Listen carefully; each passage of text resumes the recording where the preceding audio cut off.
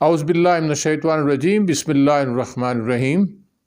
ہم آج کی گفتگو قائد اعظم مسلم لیگ کا رویہ اور اختر مینگل کا رویے کے بارے میں ہم بہت ہی مختصر انداز سے بات کریں گے، اور جہاں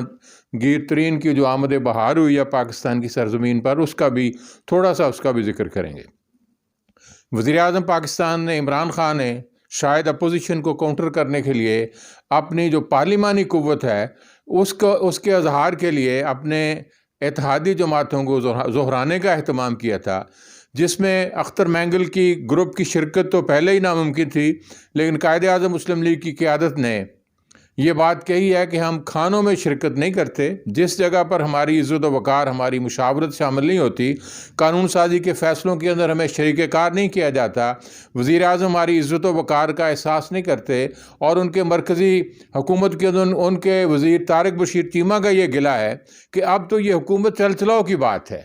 اب تو اس حکومت کے دن گنے جا چکے ہیں، ہم اس حد تک اس حکومت کے ساتھ ہیں کہ جب بھی ان کو ووٹ کی ضرورت پڑتی ہے ہم ووٹ دینے کے لیے تیار ہوتے ہیں۔ لیکن لگتا یوں ہے کہ قائد اعظم مسلم لیگ کی جو دلی خواہش، میں یہ محسوس کرتا ہوں، ان کی خواہش یہ تھی کہ پاکستان کے اندر نیب کے ذریعے یا حکومتی اقدامات کے ذریعے پاکستان مسلم لیگ نون کے اندر توڑ پھوڑ کا عمل شروع کیا جائے، اور اس کے نتیجے میں پاکستان مسلم لیگ نون کے جو ٹوٹنے والے ستارے ہیں وہ پھر ہماری جھولی میں گر جائیں گے۔ وہ 2.5 سال کے اندر ایسا کوئی واقعہ پیش نہیں آیا، بلکہ ان کا خیال یہ ہے قائد اعظم مسلم لیگ کی قیادت کا کہ پی ٹی آئی کی صوبائی حکومت اور پی ٹی آئی کی مرکزی حکومت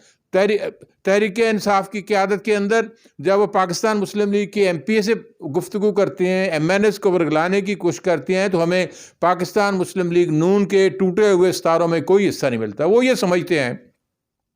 کہ حکومت کے ہم اتحادی ہیں، ہمیں مشاورت میں بھی شریک ہونا چاہیے، اقتدار میں بھی شریک ہونا چاہیے، اور اگر ایک وہ کہتے ہیں کہ ہماری قیادت کی طارق بشیر چیمہ نے کہا کہ ہماری قیادت کی محترم عمران خان سے ایک ہی میٹنگ ہوئی ہے، اس کا مطلب یہ ہے کہ عمران خان صاحب جب لاہور جاتے ہیں ان سے میٹنگ نہیں کرتے، اور پھر قومی امور کے بارے میں بھی ان کی بات کو نہ مانا جاتا ہے نہ سنا جاتا ہے۔ چلیں، مشاورت کے عمل سے بھی گزرنا چاہیے۔ سب لوگوں کی خواہش ہے، پاکستان کے لوگوں کی، کہ اپنی اتحادی جماعتوں کو ان کی اپنی سیاست ہوتی ہے۔ وہ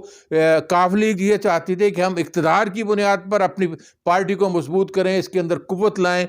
اگر مسلم لیگ نون کے اندر دراڑیں پڑتی ہیں تو ہمیں بھی حصہ ملنا چاہیے۔ ان کو یہ مایوسی ہوئی ہے۔ میں سمجھتا ہوں کہ اب ذمہ داری یہ عمران خان کی ہے کہ پہلے ہی ووٹوں کی گنتی کے اعتبار سے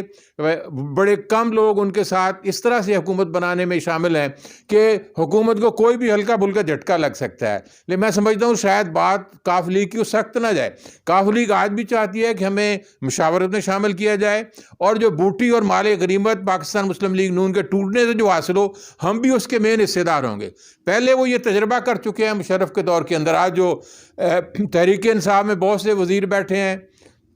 نون لیگ کے اندر لوگ چلے گئے ہیں، وہ بھی کسی دور کے اندر کاف لیگ کا حصہ ہی رہے ہیں۔ وہ سمجھتے ہیں کہ یہ ہمارے لوگ ہی ہیں جو قوتوں کی بنیاد پر، جس طرح جہانگیر ترین صاحب، علیم خان صاحب ٹوٹ کے وہ ستارے نکل کے تحریک انصاف میں گئے تھے، یہ ٹوٹے ہوئے ہمارے ستارے ہیں۔ ہمارا بھی اتنا ہی حق ہے حکومت پر جس طرح عمران خان کا حق ہے۔ میں سمجھتا ہوں اس حوالے سے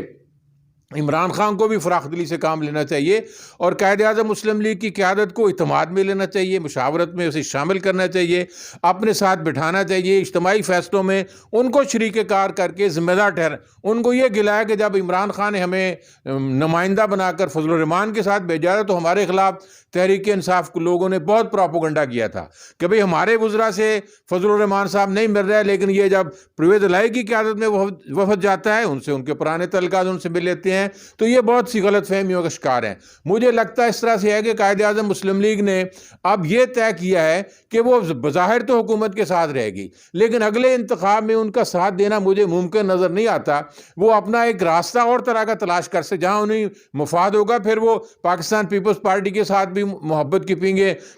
دور میں گزار چکے ہیں، نون لیگ کا تو حصہ رہے ہیں، پھر وہ جو چھپر چھاؤں جو مسلم لیگ کی ہے اس کے اندر موجود ہے۔ میں سمجھتا ہوں کہ اس ملک کے اندر جب بھی کوئی تبدیلی آنے کا امکان ہوتا ہے تو اس طرح کے چھوٹے حالات پیدا ہوتے ہیں، چھوٹے موٹے حالات پیدا ہوتے ہیں جو انڈیکیٹ کرتے ہیں کہ مستقبل کی منصوبہ بندی کس طرح ہونی ہے۔ اور جہانگیر ترین کی آمد اور علی ترین کی آمد یہ محسوس ہوتا ہے کہ شاید وہ حکومت کے لیے کوئی بڑا مثبت کردار ادا نہ کر سکیں، نہ اپوزیشن کے خلاف محاذرائی کریں گے، وہ ایک کونے میں بیٹھ کر حالات کا جائزہ لیں گے، جس طرح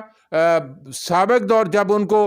مشکلات درپیش آئیں تو شہباز گل نے جس طرح گفتگو کر کے ان کو تذلیل کی تھی، تو میں محسوس کرتا ہوں کہ اس صدا کے فرد کا، اگر وہ غیرت مند فرد ہے، صلاحیت والا فرد ہے، جوڑ توڑ کا اگر وہ سمجھتے ہیں کہ اپنے آپ کو ماہر ہیں، تو شاید پاکستان تحریک انصاف کو یا عمران خان کو اب وہ شاید وہ خدمات نہ سر انجام دے سکیں جو وہ پہلے خدمات سر انجام دیتے رہے ہیں۔ وآخر دعوانا والحمدللہ رب العالمین۔